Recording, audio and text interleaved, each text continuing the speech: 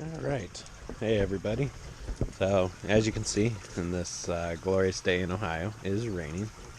Um, but better than the rain, it's finally going to be warm enough. So today I think I'm going to transplant a bunch more plants from my greenhouse and put them in these flow and drain beds. And hopefully my dog will stop eating my... Oh, he's eating the grass. Good. So we're going to transfer out plants today since the nights are rainy. I think I'm having some nutrient issues. You can see my tomatoes are yellowing. I put these in a little while ago.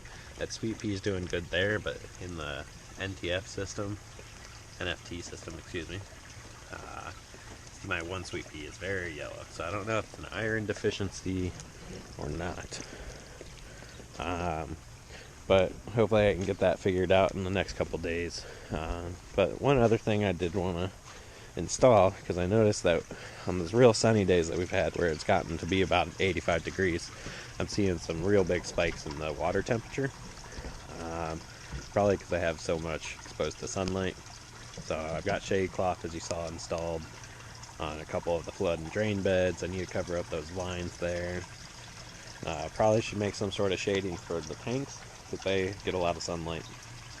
But the other thing I'm going to do is went ahead and bought this line that's a 3/4 inch water line that I'm going to trench out into the yard and make it into a loop and then bring it back to the sump tank. So I'm going to have a pump in the sump tank that's hooked up to a thermostat switch.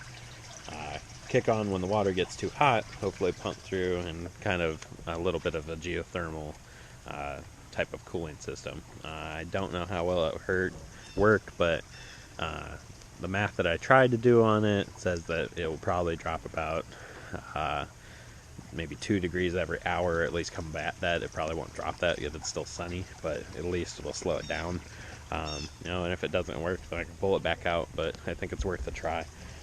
So I got this line here, which is 100 feet, so probably about, I'd say 80 feet will be in the ground, and then I'll have 10 extra feet on each side to go to the bottom of the sump, and then whatever I need to do with it. I don't want to have not enough for the trench that I dig.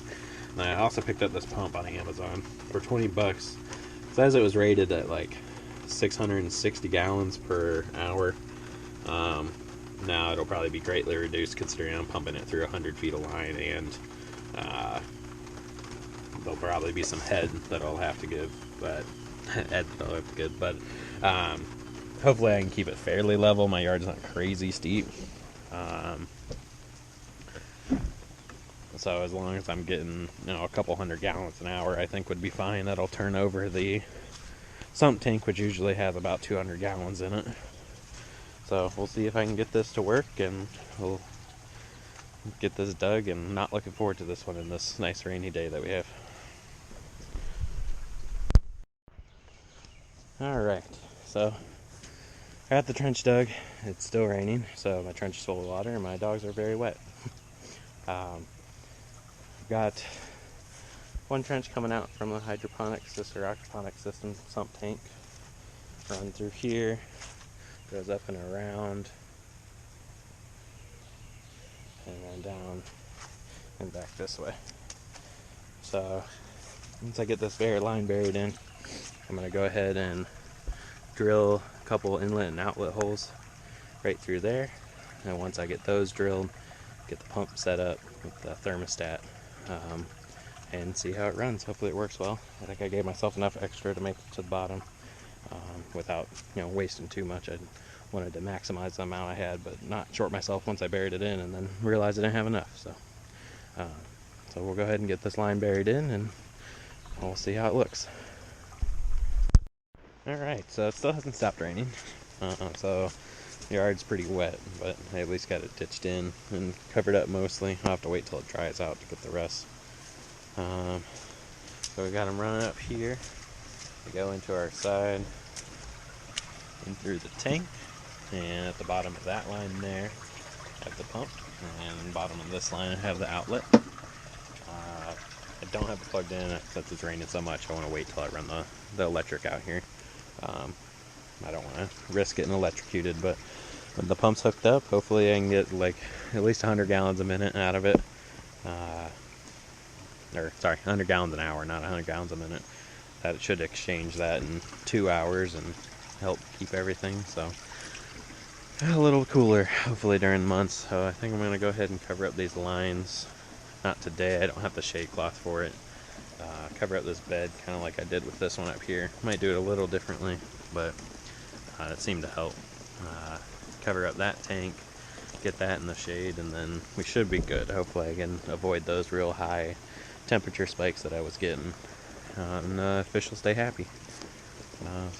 Well, right now I think I might transfer a couple plants out since it's nice and rainy and drizzly today. But other than that, that's pretty much all I'm going to do out here. Hopefully I can figure out this nutrient thing over the next couple of days and give an update and see how it turned out. I suppose I should give you a look at the lettuce here. I harvested, what was it, 2 or 3 days ago now. You can see it's already starting to come back up here. Probably, I bet in 2 or 3 days have another little salad out of it. So that's doing good. You can see I have some drainage issues inside the beds, but I'm not too worried about it. It really is only just when it's raining this hard. Lemon balm's finally coming up. That hasn't been sprouting. Parsley looks good. Everything's flooded, of course. This snap pea's actually doing pretty good. So I'm not sure why this one's doing good and that one in the nutrient flow is not getting it. I don't know if the nutrient flow I just have too quick, so it's not getting the nutrients that it needs.